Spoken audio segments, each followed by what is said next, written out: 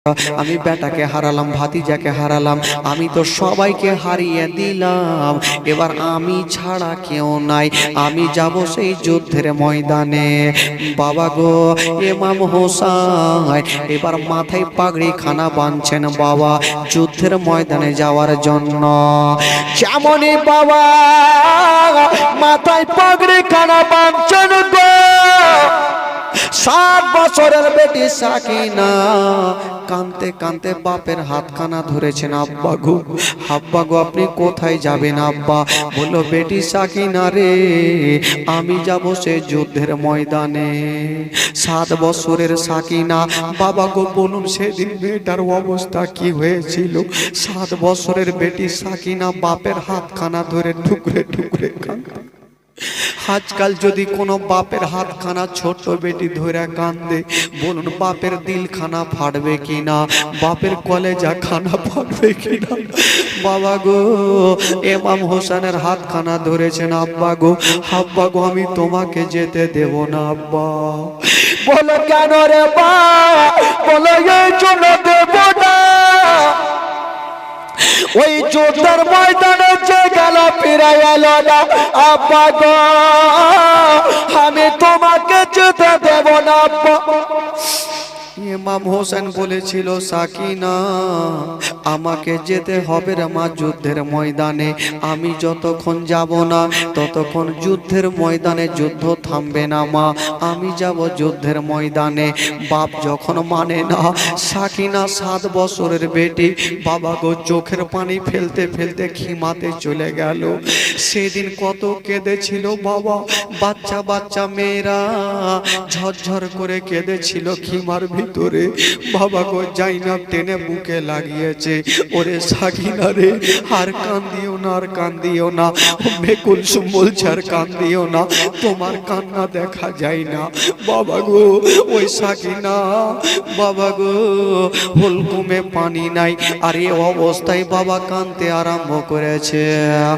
চাই না বুক কানে পড়ে দিয়া বাবা গো গালে বুকে চুমা কাছে মা, কিন্তু বাবারা ওই যে 10ই মুহররমের দিনে, 10ই মুহররমের দিনে শুক্রবারের দিনে বাবা গো ইমাম হোসেন যুদ্ধের ময়দানে যাবে।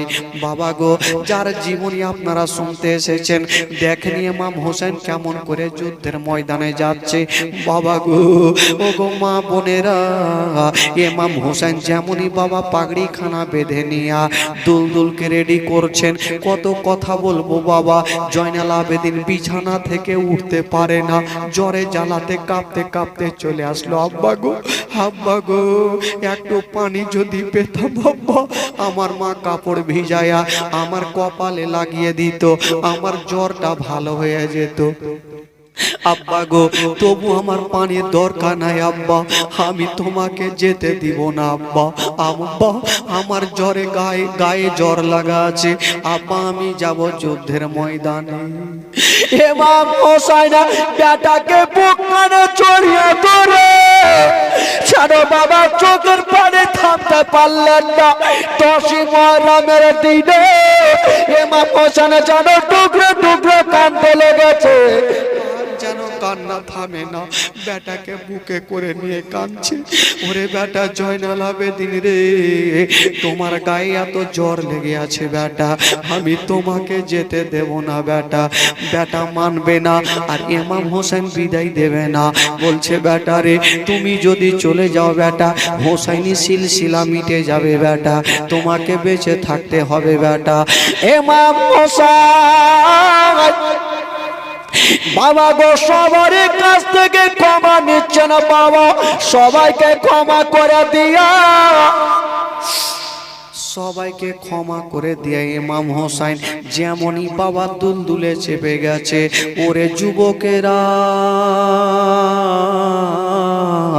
ইমাম হোসেন যেমনই দুলদুলের লাগামটা টান দিয়েছেন বাবা, ওই দুলদুল যেন পাথরের মতো দাঁড়িয়ে গেল। ওই দুলদুল পাথরের মতো দাঁড়িয়ে গেল। ইমাম হোসেন বলছে, ওরে দুলদুল, তুইও কি নারাজ হয়ে গেলি রে? তুই কেন চলিস না রে? তাড়াতাড়ি করে আমাকে যুদ্ধের ময়দানে নিয়ে চল। মা গো, ওই দুলদুল কেন দাঁড়িয়ে গেছেন বন্ধুরা? ওই দুলদুল কেন চলে না? ইমাম হোসেন যদি আগুনে চাপ দিতে বলে, দুলদুল আগুনে ঝাঁপিয়ে যাবে। যদি পানিতে ঝাঁপ দিতে বলে, দুলদুল ঝাঁপিয়ে যাবে। আজকে কেন দুলদুল চলে না বাবা গো? এই জন্য চলে না। ইমাম হোসেন লাগামটা টান দিচ্ছেন বাবা, আর ওই দুলদুলের জোড়া পা 7 বছরের বেটি সাকিনা কাঁদতে কাঁদতে সে জড়িয়ে ধরে ফেলেছে। ওরে দুলদুলের, আমার আব্বাকে নিয়ে যেও না, আমার আব্বাকে নিয়ে যেও না। এ মামা হোসাইনি কারবালা যায় ঘোড়ার ওপর চড়ে, আরে মা সাকিনা পড়ে আছে ঘোড়ার পা ধরে। এ মামা হোসাইনি কারবালা যায় ঘোড়ার ওপর চড়ে, মা সাকিনা পড়ে আছে ঘোড়ার পা ধরে। এতই করে বুঝাইয়া বা হৃদয় মানে না, আগা এতই করে বুঝাইয়া বা হৃদয় মানে না। আব্বা ছেড়ে যেও না গো, আব্বা রেখে যেও না। ওই সাকিনা দুলদুলের জোড়া পা যেন জড়িয়ে ধরে আছেন। বলছে, দুলদুল রে, আমার আব্বা জানকে নিয়ে যেও না। ওরে দুলদুল রে, আমার আব্বা জানকে যদি নিয়ে যাও, আমার আব্বা যেন ঘুরে আসবে না। আব্বা যদি না থাকে, আমাদের সারা জীবন অন্ধকার হয়ে যাবে। দুলদুলকে বলছে, দুলদুল রে, আমার আব্বাকে নিষেধ করেছি, আমার আব্বা যাবে। তবে তোমাকে বলি রে দুলদুল, তুমি আমার আব্বাকে নিয়ে যেও না। আর দুলদুলি একটা কথা শুনে নাও, যদি তুমি আমার আব্বাকে নিয়ে যাও, তবে আমার বুকের ওপরে পা রেখে যাও। আমিও বাঁচতে চাই না, আমি আব্বা ছাড়া থাকতে পারবো না। ওই 7 বছরের সাকিনা যেন দুলদুলের পা ধরে আছে। দুলদুলি এক কদম আগে বাড়ে না। ইমাম হোসেন চলতে বলছে, আর দুলদুল বা সাকিনা নিষেধ করছে। ওই দুলদুল বলছেন, আল্লাহ, আমি কেমন করে চলবো আল্লাহ? আমি এখন চলতে পারবো না। আমি যদি এক কদম আগে বাড়াই, তবে সাকিনার বুকের ওপরে পা চেপে যাবে, সাকিনা বাঁচবে না। ওই 7 বছরের বেটির সাকিনার ওপরে যদি পা চাপাই, তবে সাকিনার বাঁচবে না। আমি এত বড় কাম করতে পারবো না। আমার মালিক যদি আমাকে চাবুক মারতে মারতে মেরেও ফেলে দেয়, তবু আমি এক কদম চলবো না। আল্লাহ গো, আজকে আমার জবানখানা খুলে দাও আল্লাহ, আমি যেন মা ফাতেমার বেটার সঙ্গে কথা বলতে পারি। বাবা গো, ওই আল্লাহ পাক, ওই বাবা গো, ওই দুলদুলের জবানখানা খুলে দিয়েছে। আর যেমনই জবানখানা খুলেছেন বাবা, দুলদুল বলছেন, ও গো মা ফাতেমার বেটা হোসাইন, আমাকে পানিতে যদি ঝাঁপ দিতে বলেন, আমি পানিতে পড়ে যাব। আগুনে ঝাঁপ দিতে বললে আমি আগুনে লাফিয়ে যাব। কিন্তু এখন কেন চলি না হুজুর? আপনি আমাকে চলতে বলছেন, একবার আমার পায়ের দিকে তাকিয়ে দেখুন, আমি চলবো কেমন করে। মা গো, যেমন ইমাম হোসেন নিচের দিকে তাকিয়ে দেখেছেন বাবা, ওই ধুলার মধ্যে সাকিনা পড়ে আছে, আর বাবা পিছনের জোড়া পা বুকখানে জড়িয়ে ধরে আছে, আর কাঁদছে, চোখটা বন্ধ করেছে, আর বলছে, দুলদুল রে, আমার আব্বা জানকে নিয়ে যেও না, আমার আব্বা জানকে নিয়ে যেও না।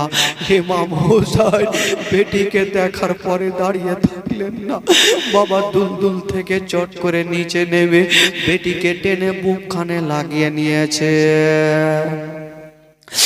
যেমনই বাবা গো বেটিকে বুকখানে জড়িয়ে ধরে প্রাণ তুলে দিচ্ছেন বেটি সাকিনা রে। ওরে বেটি সাকিনা, চোখের পানি ফেলিস না রে মা। সাকিনা বলছেন আব্বা গো, আব্বা আমি কিছুই বুঝি না আব্বা, আমি তোমাকে যেতে দেব না আব্বা। আব্বা যদি তুমি না থাকো আমি কাকে আব্বা বলে ডাকবো? বাপ যার নাই তার দুনিয়াতে কিছুই নাই। বাবা দেখবেন আমাদের সমাজে যেটা ঘটে, বাবা যদি দিল্লি বোম্বাইয়ে থাকে আর যদি আসার টাইম হয়ে যায়, ওই বেটি রাস্তার ধারে দাঁড়িয়ে দাঁড়িয়ে শুধু বাপের অপেক্ষা করবে। আমার আব্বা আমার জন্য জামা নিয়ে আসবে, আমার আব্বা আমার জন্য খাবার নিয়ে আসবে। ওই বেটিরা বাপের ওপরে বাবা ময়া করে দাঁড়িয়ে থাকে।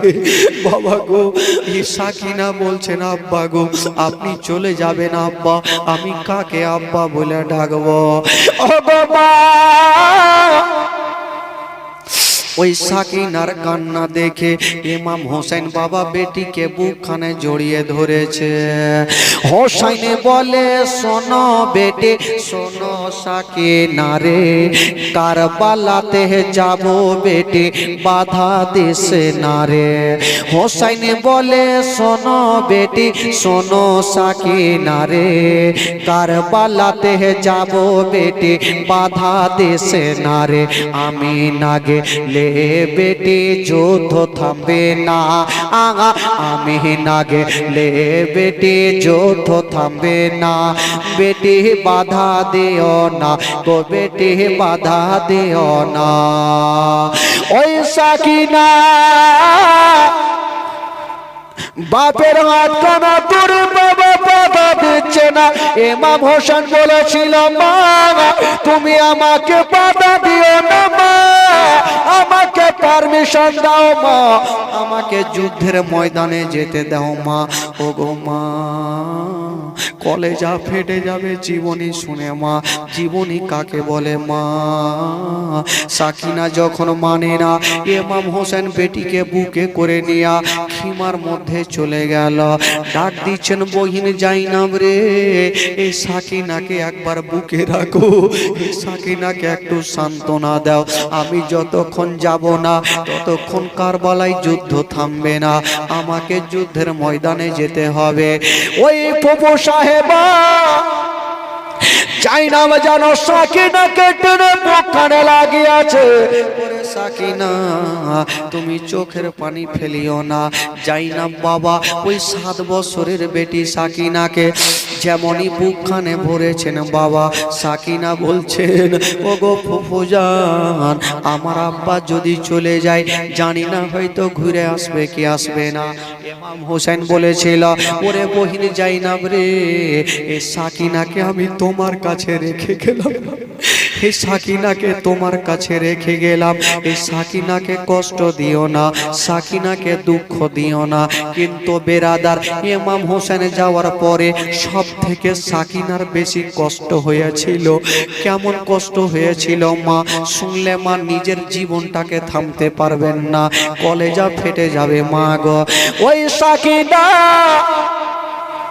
সাকিনাকে বাবা গো জাইনাবের হাওয়ালা করে দিয়া ইমাম হোসেন বাবা গো যুদ্ধের ময়দানে যাওয়ার জন্য বাবা দুলদুলে চেপে গেল। যেমনই দুলদুলে চেপে গেছে দুলদুলের লাগামটা টেনে দিয়েছেন, যেমনই দুলদুলের লাগামটা টেনে দিয়েছেন বাবা, ওই দুলদুল যেন দেরি করলো না, ওই দুলদুল যেন ছুটতে আরম্ভ করেছে। বাবা গো হাতে ছিল তারওয়ারি খানা নিয়ে বাবা যুদ্ধের ময়দানে পৌঁছে গেল। 10ই মুহররমের দিনে ইমাম হোসেন যখন যুদ্ধের ময়দানে যাওয়া বাবা গো, ওইদিকে যেন বন্ধুগণ বাবা ইমাম হোসেন রাদিয়াল্লাহু তাআলা আনহু যেমনই বাবা ওই যুদ্ধের ময়দানে যাওয়া সঙ্গে সঙ্গে ইয়াজিদের সৈন্যরা ইবনে সাদ বলল ওরে তোরা কে আছিস রে? এবার ইমাম হোসেন চলে এসেছে, ইমাম হোসেনকে ছেড়ে দেওয়া যাবে না, ইমাম হোসেনকে ছেড়ে দেওয়া যাবে না। ইমাম হোসেন বলল ওরে ইয়াজিদের সৈন্যরা একটু দাঁড়িয়ে যাও, দাঁড়িয়ে যাও, আমি তোমাদের সঙ্গে যুদ্ধ করব না। আমি যুদ্ধ যদি করি তবে যুদ্ধ করার আগে আমি তোমাদের সামনে কিছু বক্তব্য রাখবো রে। ইমাম হোসাইন 10ই মুহররমের দিনে বক্তব্য কি দিয়েছিলেন বাবা? ইমাম হোসেন বলেছিল, ওরে ইয়াজিদের সৈন্যরা, তোমরা কি জানো না আমি হলাম বিশ্ব নবীর নাতি রে। ওই নবীর নাতির সঙ্গে তোমরা যুদ্ধ করবে কেমন করে? তোমরা কি জানো না যেই নবীর কলেমা পড়ে তোমরা মুসলমান হয়েছ, ওই নবীর নাতির সঙ্গে যুদ্ধ করবে কেমন করে? বাবা গো, এই কথা বলতে নাই বন্ধুরা, ইয়াজিদের সৈন্যরা যারা যারা বসেছিল বাবা, কিছু কিছু লোকের চোখ দিয়ে যেন পানি ঝরতে লাগলো। তারা বলল, ঠিকই তো কথা, যেই নবীর কলেমা পড়েছি ওই নবীর নাতির গলাতে কেমন করে ছোরা চালাবো। বাবা তারা কাঁদতে আরম্ভ করেছে। যখন তারা কান্দে, দূর থেকে সীমার পাপি ভাবলো হোসাইন যদি এরকম বক্তব্য দেয় তবে যত লোকজন থাকবে সবাই হোসাইনকে মানবে, ইয়াজিদকে মানবে না। তখন বলেছিল, ওগো মা ফাতেমার বেটা হোসেন, তুমি জান বাঁচার জন্য বক্তব্য দিও না, ওই ইয়াজিদের হাতে হাত দিয়ে মুরিদ হয়ে যাও, নচেত যুদ্ধের জন্য তৈরি হয়ে যাও। ইমাম হোসেন বলেছিল, ওরে ইয়াজিদের সৈন্যরা, আমি জান বাঁচার জন্য বক্তব্য দিই না, আমি জান বাঁচার জন্য বক্তব্য দিই না, আমি এই জন্য বক্তব্য দিচ্ছি রে, কাল হাসরের মাঠে আমার নানার সামনে যেন তোমরা বলতে না পারো হোসাইন যদি আমাদের বুঝাতো তবে হোসাইনের হাতে হাত দিয়ে মুরিদ হয়ে যেতাম, আমরা ইয়াজিদকে মানতাম না। এই জন্য এই কথাটা তোমরা বলতে না পারো, তার জন্য তোমাদের বুঝিয়ে দিচ্ছি রে। তারা বলল, আমরা কিছুই বুঝি না, আমরা হোসাইনকে পানি দেব না। ইমাম হোসেন বলল, ঠিক আছে, যখন তোরা পানি দেবে না বাবা গো, এই কথা বলতে নাই। ইমাম হোসেন বলল, তাহলে তোরা তৈরি হয়ে যা, আমি হলাম শেরে খোদার না, কি বলে, আমি হলাম শেরে খোদার বেটা, আমার নাম হলো ইমাম হোসেন, আমি একটাকেও জিন্দা রাখবো না। ওই 10ই মুহররমের দিনে ইমাম হোসেন বাবা যুদ্ধ শুরু করে দেবে। বাবা গো, যুদ্ধ করবে। ওরে যুবকেরা, ওগো আমার মা বোনেরা, ইমাম হোসেন যেমনই বাবা এই কথা বলতে নাই, ওই যুদ্ধের ময়দানে যুদ্ধ শুরু হয়ে গেল। যেমনই বন্ধুরা, ওগো বাবা, ওগো মা, যুদ্ধ শুরু হয়ে গেছে মা, যুদ্ধ চলছে বাবা। ইমাম হোসেনের হাতে ছিল তরবারি খানা, বাবা গো কাজে লাগিয়ে দিল। একদিকে 22,000 সৈন্য আর একদিকে ইমাম হোসেন একাই বাবা যুদ্ধ শুরু করে দিয়েছে, দুশমনদের মাথাকে কাটতে আরম্ভ করেছে। ইমাম হোসেনের সামনে কেউ টিকতে পারে না। ইমাম হোসেন বলেছিল, ওরে ইয়াজিদের সৈন্যরা, আমি একটাকেও জিন্দা রাখবো না। যুদ্ধ করতে করতে হঠাৎ করে ইমাম হোসেন ফোরাত নদীকে দেখে নিল আর বলল, ওরে ফোরাত নদী রে, ওরে ইয়াজিদের সৈন্যরা, আমি এখনই যাব ইমাম হোসেন ফোরাত নদীর পানি পান করব। কে এমন মায়ের দুগ্ধ পান করেছিস, আমাকে বাধা দিয়ে দেখা। বাবা গো বলে, ওরে দুলদুল রে, দেরি করো না, তাড়াতাড়ি করে আমাকে ফোরাত নদীতে নিয়ে চলো। বাবা গো দুলদুল বাবা পিছনে দেখলো, সামনে দেখলো, ডানে দেখলো, বামে দেখলো, সামনে দেখছেন 22,000 সৈন্য।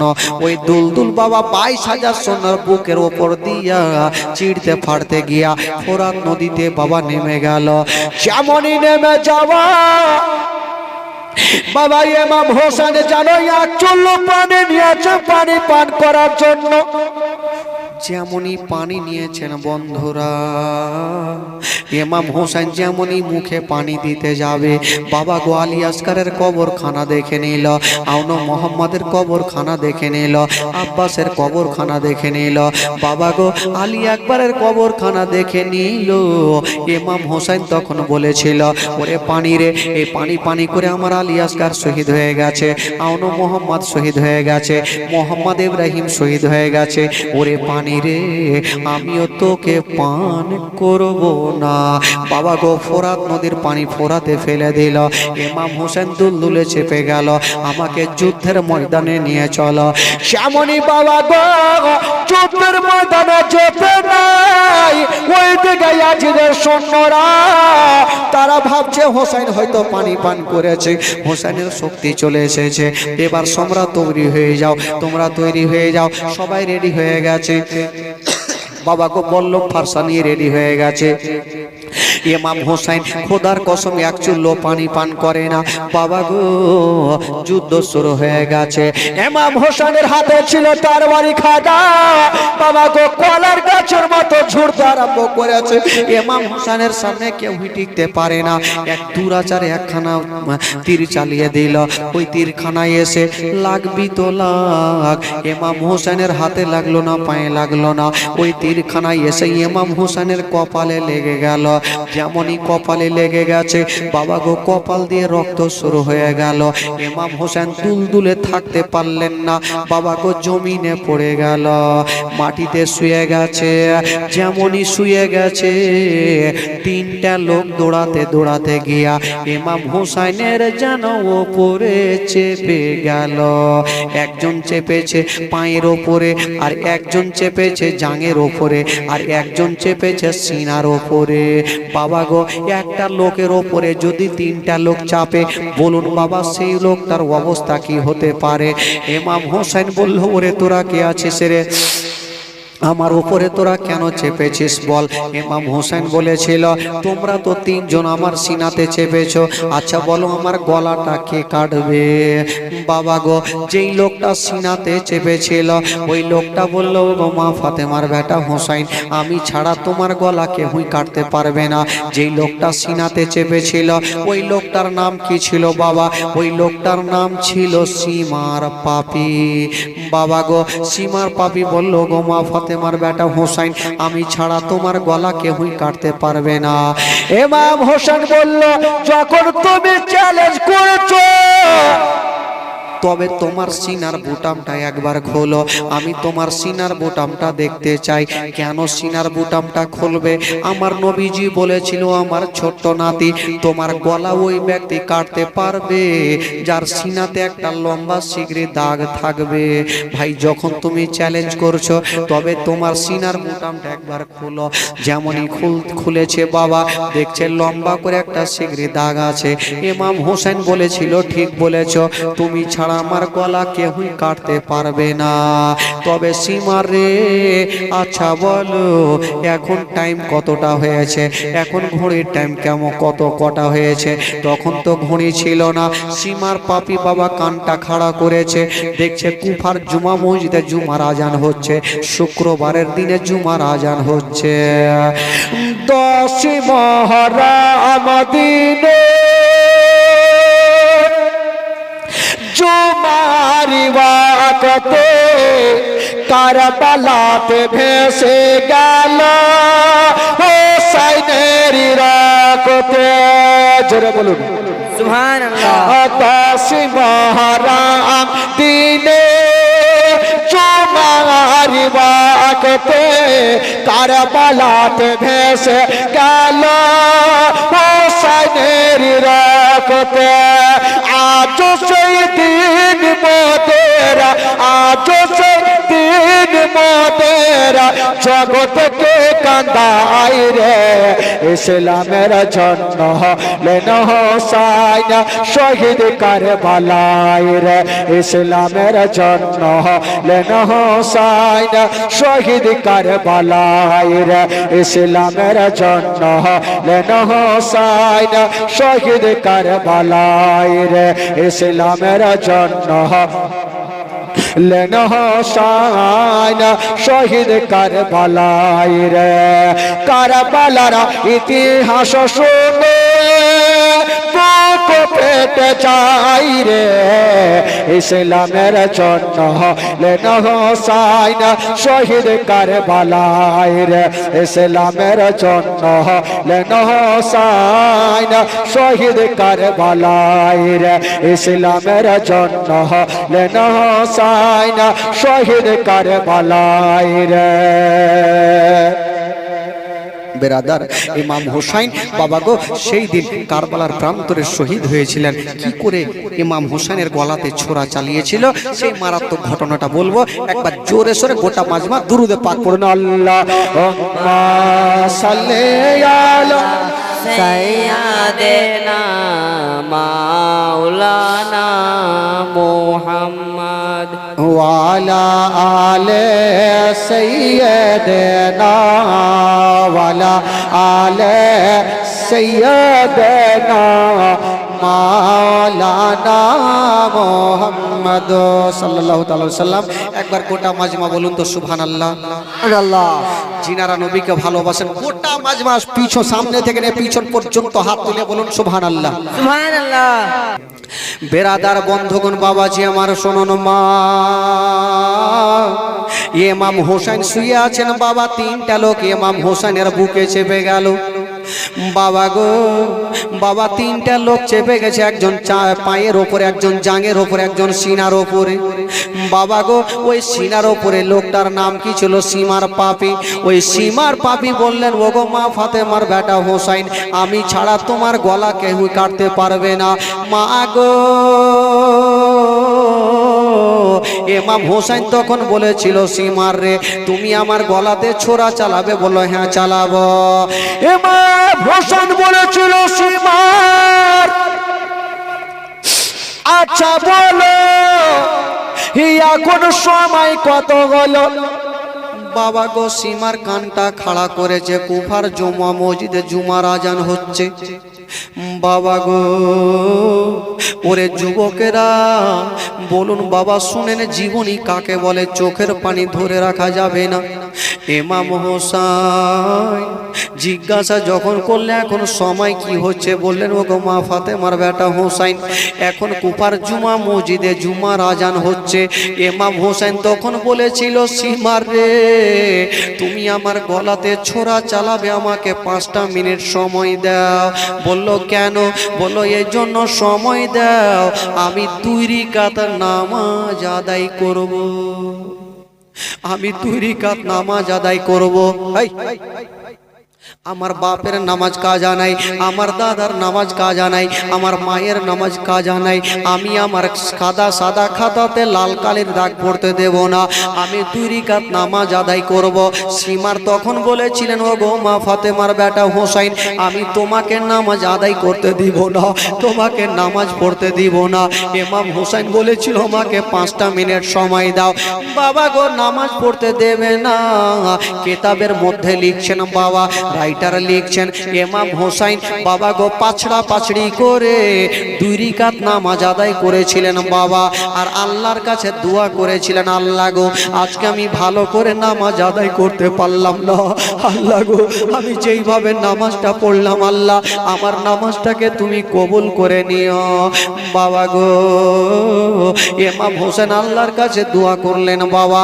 ওই দোয়া করার পরে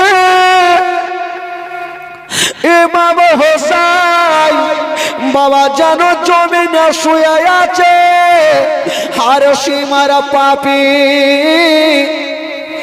বাবা গো চোখা ওই ছোরাখানা নিয়ে যেন ইমাম হোসেনের সামনে দাঁড়িয়ে গেছে।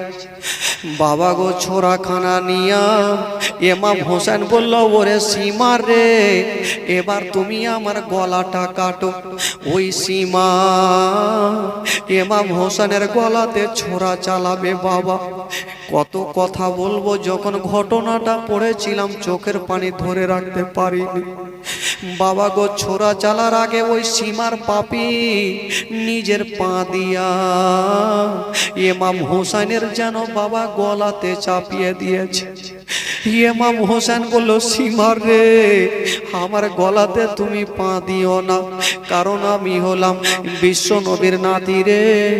আমি ওই নানার রওজা মোবারকে আমি হজ করে এসেছি, আমি একজন হাজি, আমার গলাতে পাখানা দিও না। সীমার বাবা পাখানা টেনে নিয়া, বাবা এত চোখা ছোরা ছিল, ওই ছোরাখানা নিয়া ইমাম হোসেনের গলাতে চালাতে যাবে। ইমাম হোসেন বলল সীমার এবার তুমি আমার গলাতে ছোরা চালাও। ওই সীমার ইমাম হোসেনের গলাতে যেন ছোরা চালাতে আরম্ভ করেছেন। বাবা এত জোরে ছোরা চালায়, এত জোরে চালায়, ইমাম হোসেনের গলা কাটে না, ইমাম হোসেনের গলা কাটে না। বাবা গো ওই সীমার পাপী ভাবলো আমার ছোড়াতে বোধহয় ধার নাই, ছোড়া হয়তো ধার নাই। বাবা গো রাগের মাথাতে ওই ছোড়াখানা বাবা চালিয়ে দিয়েছে। ওই ছোড়াখানা একখানা পাথরে পড়েছে, ওই পাথর পর্যন্ত দুই খণ্ড হয়ে গেল, কিন্তু ইমাম হোসেনের গলা কাটে না। সীমার পাপী বললেন ওগো মা ফাতেমার বেটা হোসেন, আমার ছোড়াতে পাথর পর্যন্ত দুই খণ্ড হয়ে যায়, কিন্তু তোমার গলা কেন কাটে না? ইমাম হোসেন বলেছিল সীমার রে আজকে তুমি যেই জায়গাতে ছোড়া চালাচ্ছ, যদি কাল কিয়ামত পর্যন্ত ছোড়া চালাও তবু আমার গলা কাটতে পারবে না। বলল কেন? বলল এই জন্য কাটতে পারবে না, যেই জায়গাতে তুমি ছোড়া চালাচ্ছ ওই জায়গাতে আমার নানা চুমা দিয়েছে। যেই জায়গাতে তুমি ছোড়া চালাচ্ছ আমার নানা চুমা দিয়েছে রে, এই জন্য তোমার ছোড়া কাজ করবে না। সীমার পাপী বলল ওগো মা ফাতেমার বেটা হোসেন, তবে কি তোমার গলা কাটতে পারবো না? ইমাম হোসেন বলে সীমার রে আমি যেইখানে বলবো তোমাকে সেইখানে চালাতে হবে। বেরাদার বন্ধুগণ বাবাজিরা, ইমাম হোসেন যেন চোখের পানি ঝরছে, সাকিনার কথাটা মনে ভেসে গেছে। আমার ইন্তিকালের পরে আমার বেটি সাকিনার দেখভাল কে করবে? সাকিনা দাঁড়িয়ে আছে, রাস্তাতে দাঁড়িয়ে আছে, আব্বা জান আসবে, আব্বার বুকে লাগবো।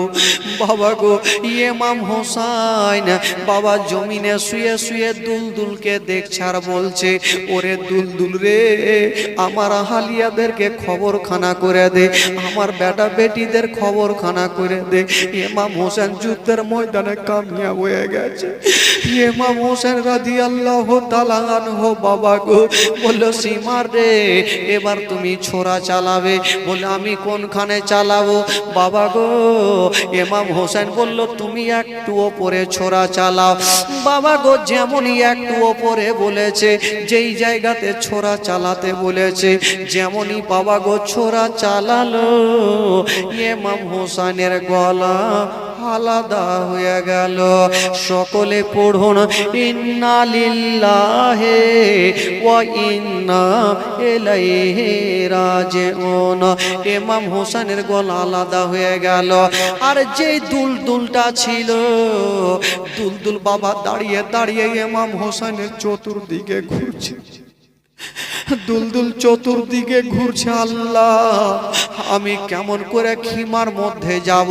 সাকিনা যদি দেখে আমার পিঠে ইমাম হোসেন চেপে নাই, সাকিনা কাঁদতে কাঁদতে শেষ হয়ে যাবে, জয়নাল আবেদিন শেষ হয়ে যাবে। আল্লাহ গো আমি কেমন করে খবরখানা করব? দুলদুল কাঁদতে কাঁদতে চলে যাচ্ছে। বাবা ওই দিকে সাকিনা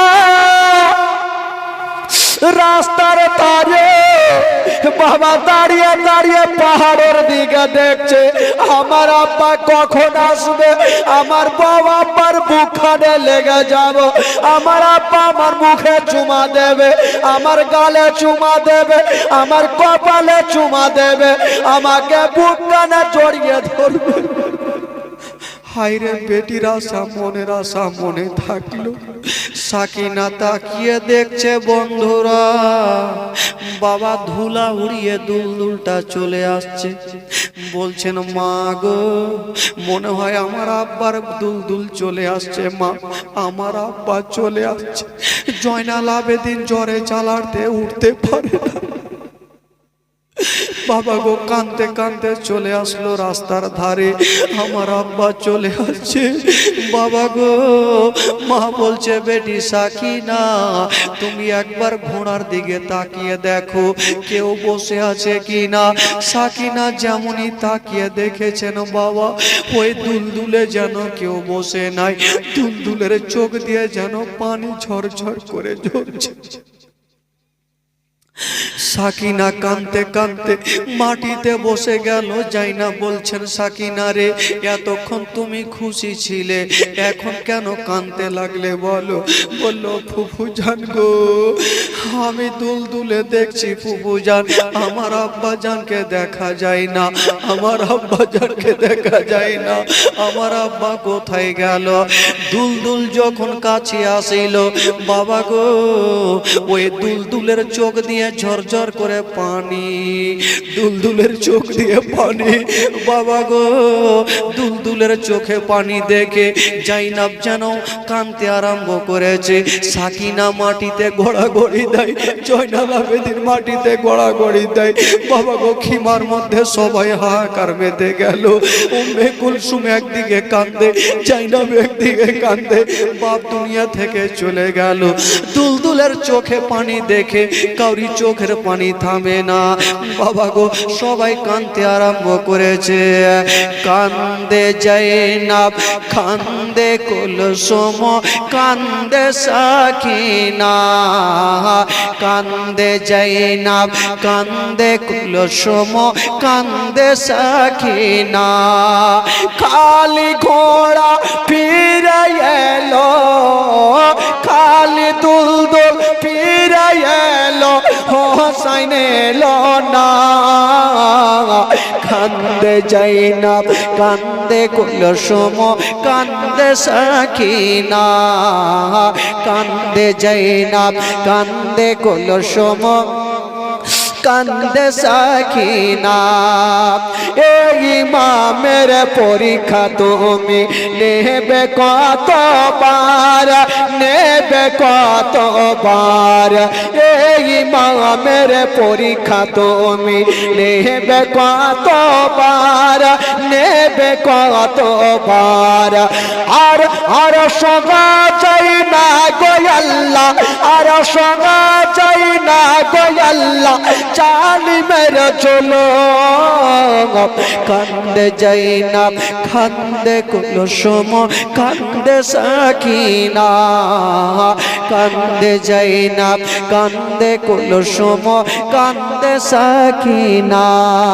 খালি গোড়া ফিরে এলো, খালি দুলদুল ফিরে এলো, হোসাইন এলো না। কান্দে জাইনাব, কান্দে কুলসুম, কান্দে সাকিনা, কান্দে জাইনাব, কান্দে কুলসুম, কান্দে সাকিনা। সাকিনা 7 বছরের বেটি সাকিনা বাপকে হারাইয়া মাটিতে গড়াগড়ি শুরু করেছে। বাবা গো, জাইনাব সবাইকে সান্ত্বনা দিয়ে বলছে তোমরা কান্দিও না। বাবা গো, তোমরা চোখের পানি কেউ ফেলিও না, সবাইকে বুঝাচ্ছে বাবা। আর জাইনাব একটু পরে তাকিয়ে দেখছেন বাবা সাকিনা যেন কোথায় হারিয়ে গেল। 7 বছরের বেটি সাকিনাকে খুঁজে পাওয়া যায় না, কোন দিকে চলে গেছে। জাইনাব বলছেন আল্লাহ গো, আমার সাকিনা কোথায় হারিয়ে গেল, আল্লাহ আমার সাকিনা কোথায় হারিয়ে গেল। জাইনাব বলছে ওরে বেটা জয়নাল আবেদিন, ওরে বেটা জয়নাল আবেদিন, তোমরা বাড়িতে থাকো, আমি দেখে আসি আমার সাকিনা কোথায় হারিয়ে গেল। বাপের সঙ্গে বেটি সাকিনা বাবা কোথায় যেন চলে গেছে। জাইনাব খুঁজতে খুঁজতে যাচ্ছে বন্ধুরা, যেমনই যুদ্ধের ময়দানে গেছেন মা 7 বছরের বেটি সাকিনাকে দেখছে একটা লাশের ওপরে শুয়ে গেছে। একটা লাশের ওপরে যেন শুয়ে আছে। জাইনাব বলছেন সাকিনা রে তুমি এখানে কেন শুয়ে আছে বলো? সাকিনা বলছেন ফুফুজান আমি আমার বাপের ওপরে শুয়ে আছি। বলে সাকিনা রে এটা যে তোর বাপ তুই চিনলি কেমন করে? বলে চিনবো না ফুফুজান, এতক্ষণ কালকে আমার আব্বার বুকে আমি শুয়েছিলাম, এতক্ষণ আমি কালকে আমার আব্বার বুকে আমি শুয়েছিলাম। ওই এতক্ষণ আমি আমার আব্বার বুকে শুয়েছিলাম, আমার আব্বার বুকে আজকে ঘুমাতে পেলাম না, তাই আমি গোটা জঙ্গলে জঙ্গলে মাঠে খুঁজে বেড়াচ্ছিলাম আমার আব্বা জান কোথায়, সব জায়গাতে খুঁজে বেড়াচ্ছিলাম আমার আব্বা জান কোথায়। হঠাৎ করে লাশ থেকে দুইখানা হাত তুলে বলছেন সাকিনা রে, ওরে বেটি সাকিনা আমি তোমার আব্বা ইমাম হোসেন, তুমি আমার বুকে চলে আসো। ফুফুজান গো এটা আমার আব্বা জান, ফুফুজান আমার বুকে আমি আমার আব্বার বুকে শুয়ে আছি। বাবা গো এবার জাইনাব যেন সাকিনাকে টেনে বুকখানে লাগিয়েছে। ও সাকিনা তুমি চোখের পানি ফেলিও না, তুমি কান্দিও না, চলো তোমাকে নিয়ে যাই। যেমনই সাকিনাকে নিয়ে গেলেন বাবা, বেরাদার বন্ধুগণ বাবাজি আমার মা ওই সাকিনাকে নিয়ে বাবা জাইনাব চিন্তা করছেন আল্লাহ এই সাকিনার কান্না কেন থামে না গো আল্লাহ। সাকিনার গালে মুখে চুমা খাচ্ছে আর বলছেন মা তুমি চোখের পানি ফেলিও না। হাজার হলো বাবাকে হারিয়েছে, বাপকে হারার ব্যথা কতটুকু আছে বাবা, যে বাবা হারিয়েছে সে ভালো করে জানে বাবা হারার ব্যথা কতটুকু হয় বন্ধুরা। ওই সাকিনা বাবা গো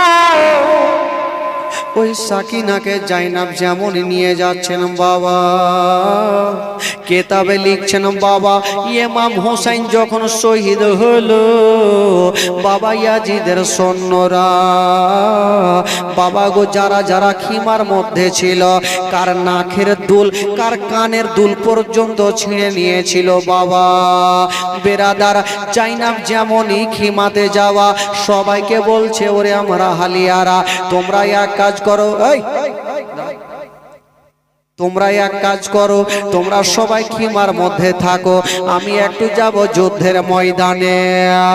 জয়নাল আবেদিন বলেছিলেন ফুফুজান তুমি যুদ্ধের ময়দানে কেন যাবে বলো? বলে জাইনাব বলেছিল জাইনাল আবেদিন রে আমি যাব যুদ্ধের ময়দানে, আমি যুদ্ধ করার জন্য যাব না, আমার ভাইয়ের লাশের কাছে আমি যাব, আমার ভাই হোসেনের লাশকে কেউ যেন নিয়ে যেতে না পারে। বাবা গো জাইনাব বাপের লাশের কাছে গিয়ে দাঁড়িয়ে গেছেন, ইমাম হোসেনের মাথার সামনে গিয়ে দাঁড়িয়ে গেছেন।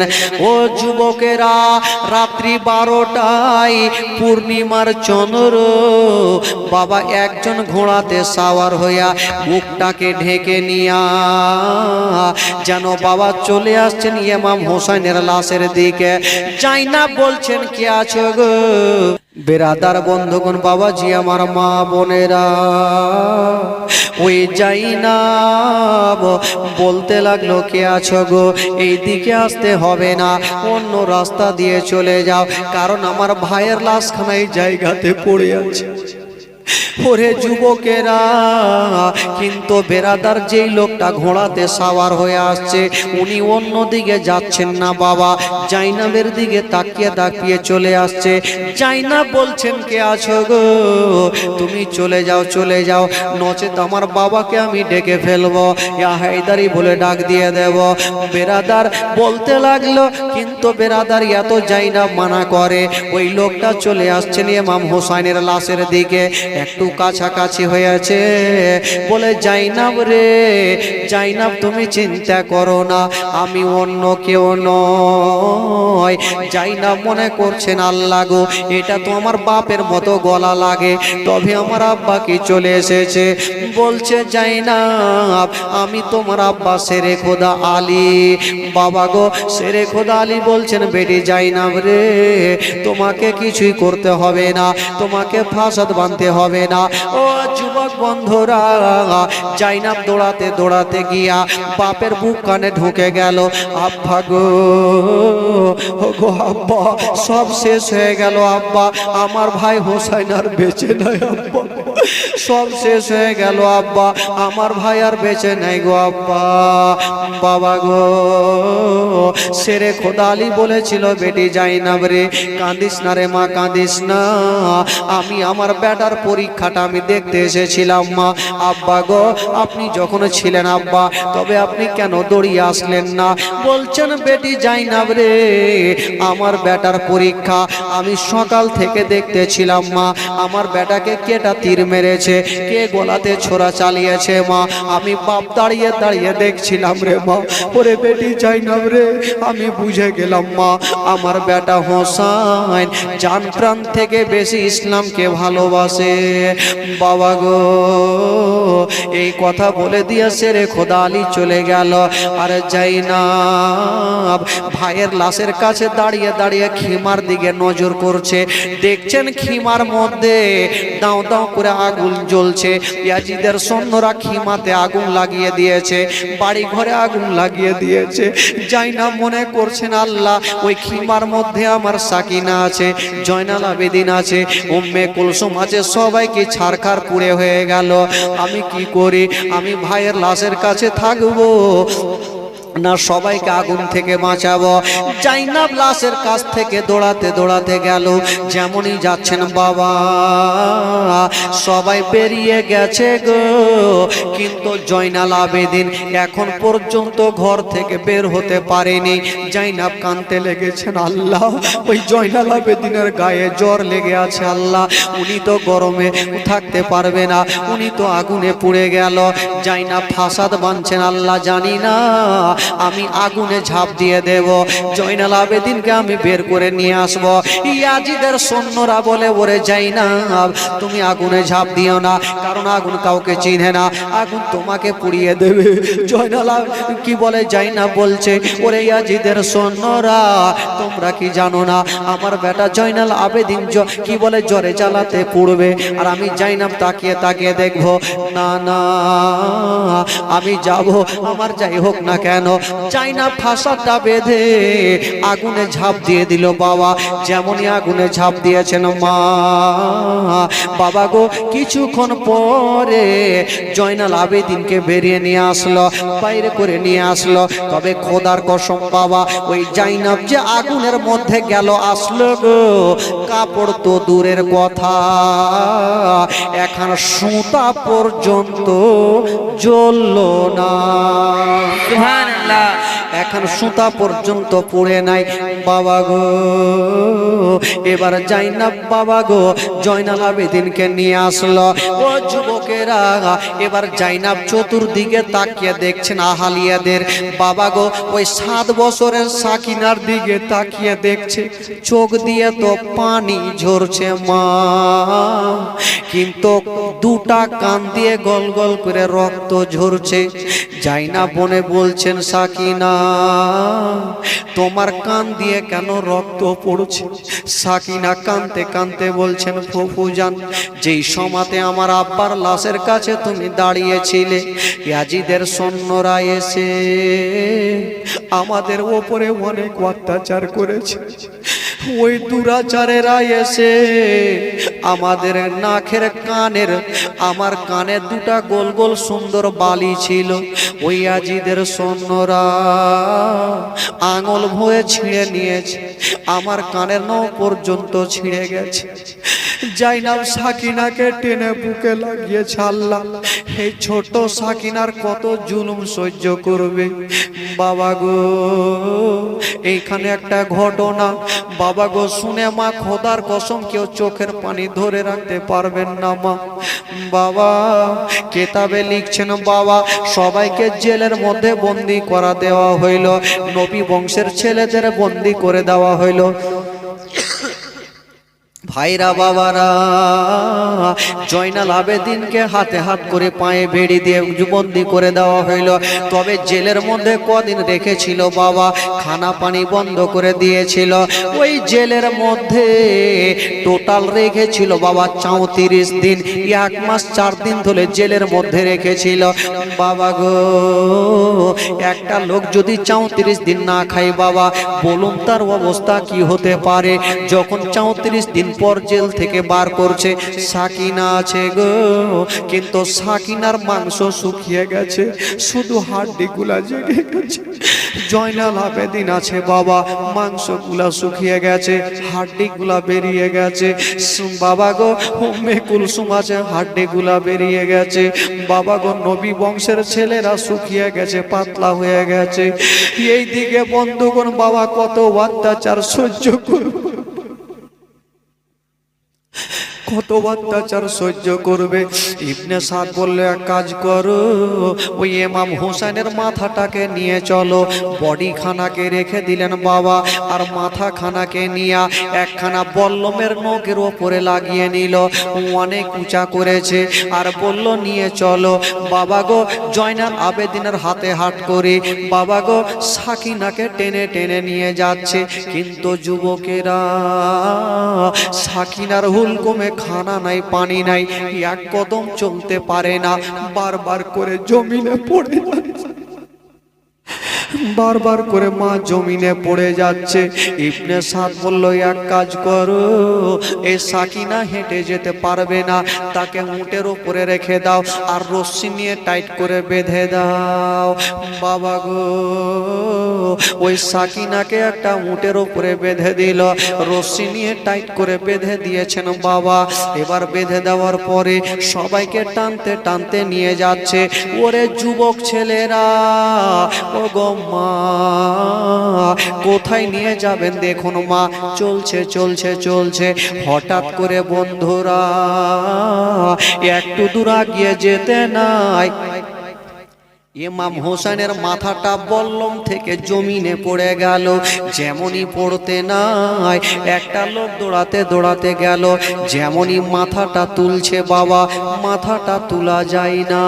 আর একটা লোক চলে আসলো, দুইজন মিলে মাথা তুলতে পারে না। 10টা লোক চলে আসলো, মাথাকে তুলতে পারে না।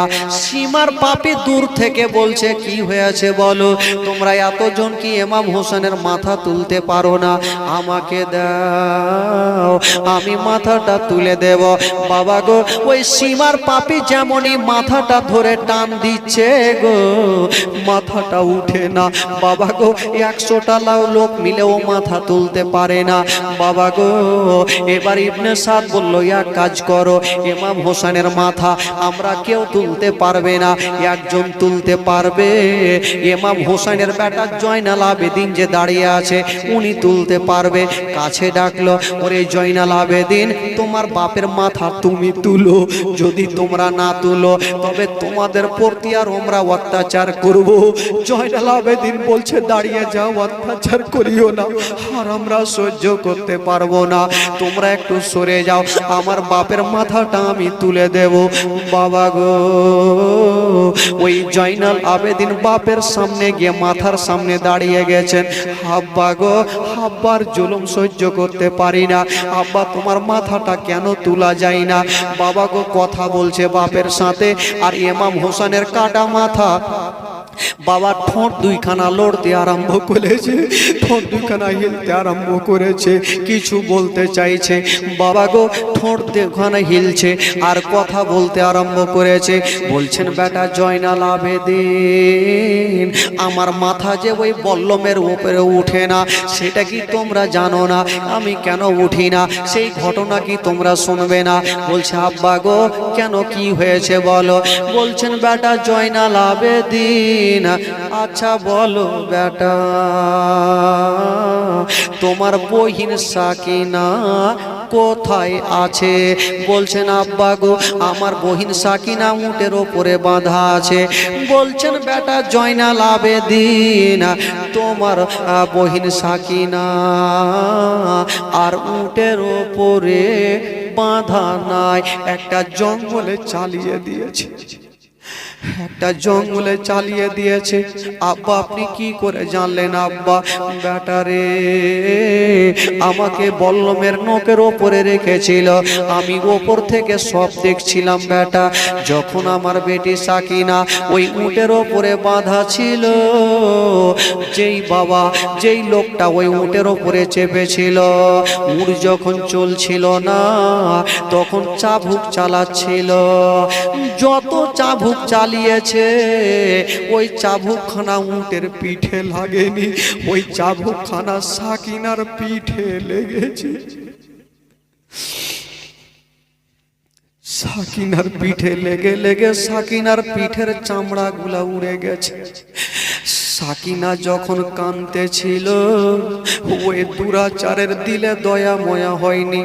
রশিখানা খুলে সাকিনাকে যেন জঙ্গলে চালিয়ে দিয়েছে, সেটা তোমরা জানো না।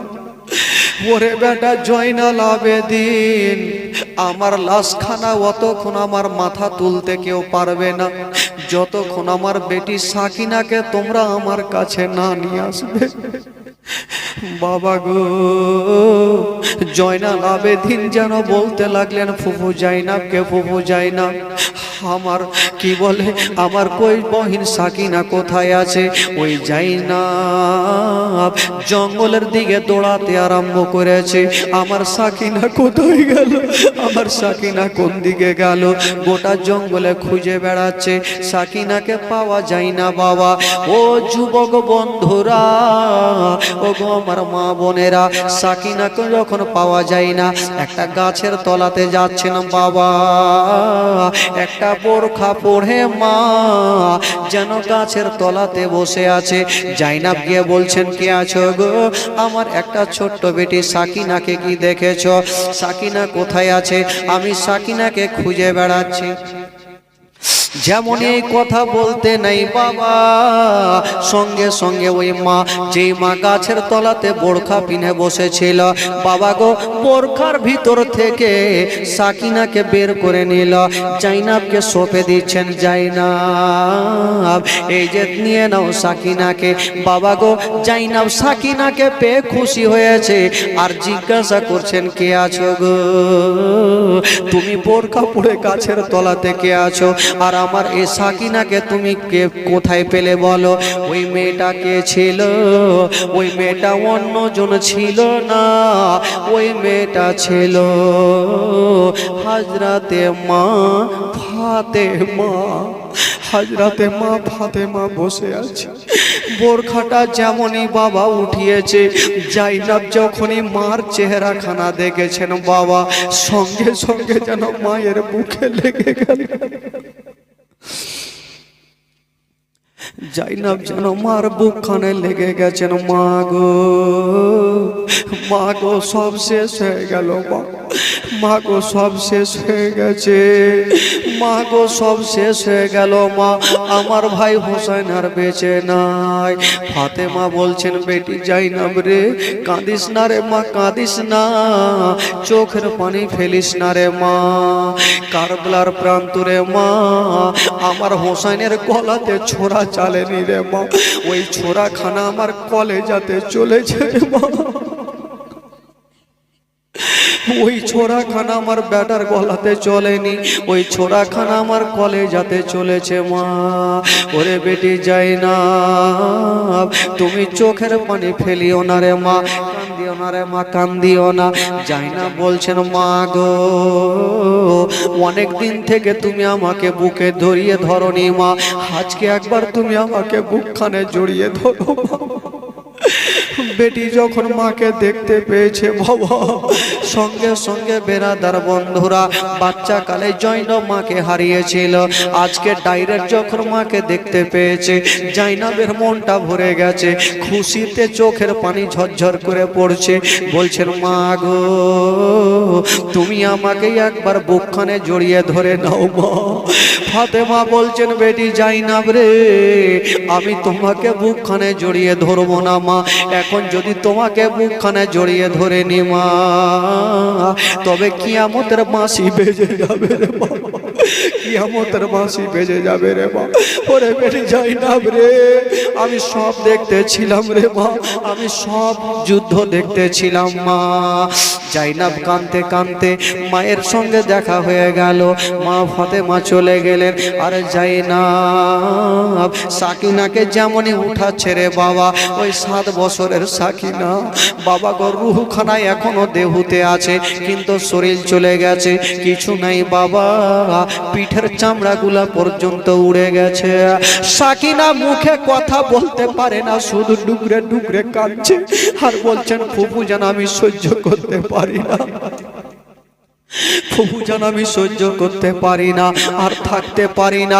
বাচ্চা বাচ্চা মেয়েরা বলুন কেমন করে সহ্য করবে বাবা। ও যুবক বন্ধুরা, ও বাবা, ওই সাকিনাকে চাইনা বুকটা জড়িয়ে ধরেছে। ওরে সাকিনা, তুমি চোখের পানি ফেলিয়া দাও, তুমি কান্দিও না, আমি সব সহ্য করিব, তোমার চোখের পানি দেখতে পারবো না। মা গো,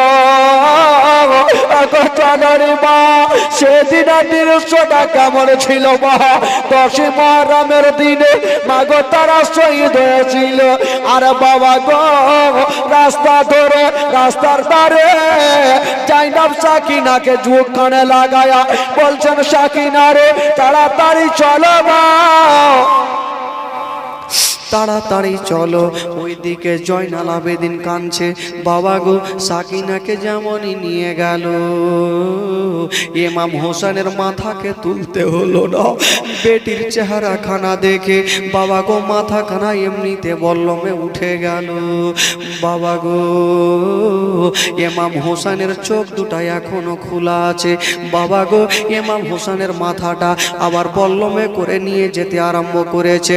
ও যুবকের জীবনী কতটা আছে বাবা, এই যে মাথাটা নিয়ে গেল, এখান থেকে যদি বাবা জীবনী করা যায় আরো 7 দিন সময় লাগবে বাবা গো, জীবনী শেষ করা যাবে না।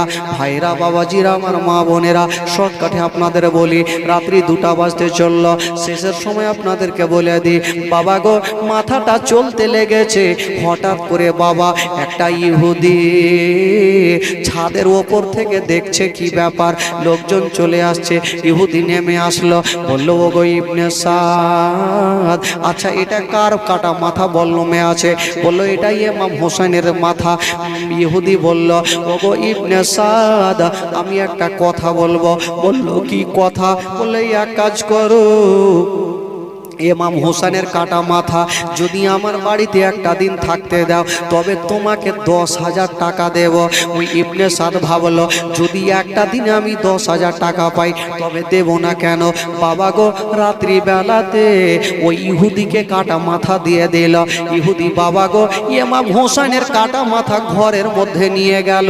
যেমনই নিয়ে গেছেন বন্ধুরা, সুন্দর করে বাবা গো কাটা মাথাকে পরিষ্কার করে নামাজ বিছায়া যেমনই ঘরে রেখেছেন বাবা, ওই আকাশ থেকে নূরখানা ওই ইহুদির ঘরে যেন পড়ছে, আর গোটা ঘর ইহুদির যেন আলো হয়ে গেছে।